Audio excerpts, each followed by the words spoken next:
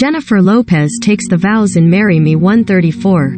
CNN, designed to showcase Jennifer Lopez playing a character that could hardly be called a reach, Marry Me trades in the meet-cute rom-com formula for meat-dumb. Lopez still gets ample opportunities to sing a hummable soundtrack, but even within the genre's parameters, the silly premise deals the movie a blow from which it never entirely recovers.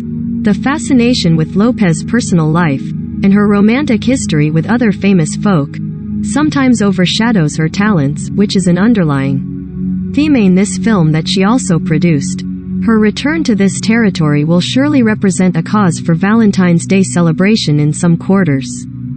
After past entries like The Wedding Planner and Made in Manhattan. That said, the setup feels especially strained, even before you get to the Notting Hill-like notion of the special challenges when an ordinary guy becomes involved with a glamorous entertainer.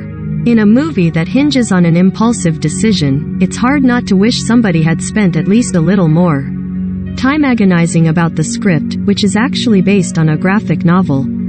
Lopez Cat Valdez is on top of the world, about to marry fellow musical superstar Bastian, played by singer Maluma, during a televised concert. The made-for-TV nuptials will serve the dual purpose of promoting their single Marry Me, illustrating how she leads her life completely in the public eye.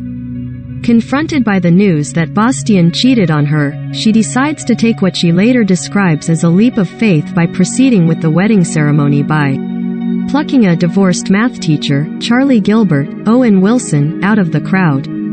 Jennifer Lopez and Owen Wilson in Marry Me. It is, as she acknowledges, an insane situation, one that her loyal manager, Game of Thrones John Bradley, is eager to make go away. But of course, the plot calls for Kat and Charlie to try maintaining the pretense of a connection a few months for face-saving purposes, just long enough for the pop princess in public school proctor to begin appreciating each other's qualities, with the threat that she might reconcile with Bastian looming over the nascent relationship. A nice guy and a single dad, Charlie is quick to admit that I don't fit in Kat's under the spotlight sphere, which hinges to an unhealthy degree on live streams and followers. The Universal release also goes out of its way to synergistically incorporate sister NBC properties, with today's Hoda Kotb and The Tonight Show's Jimmy Fallon receiving nearly as much screen time as any of the supporting players except perhaps Bradley and Sarah Silverman as Charlie's friend and co-worker.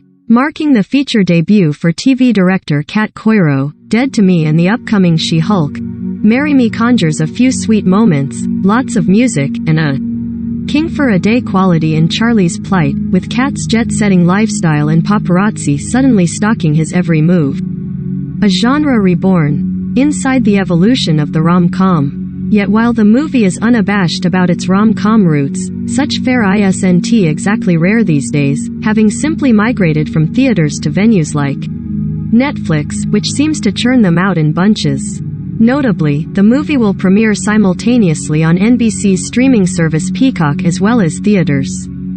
Admittedly, the mere union of Lopez and this light-hearted premise will be enough to prompt some to say, I do.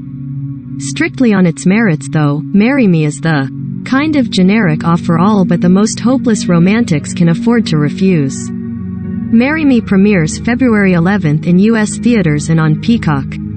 It's rated PG-13.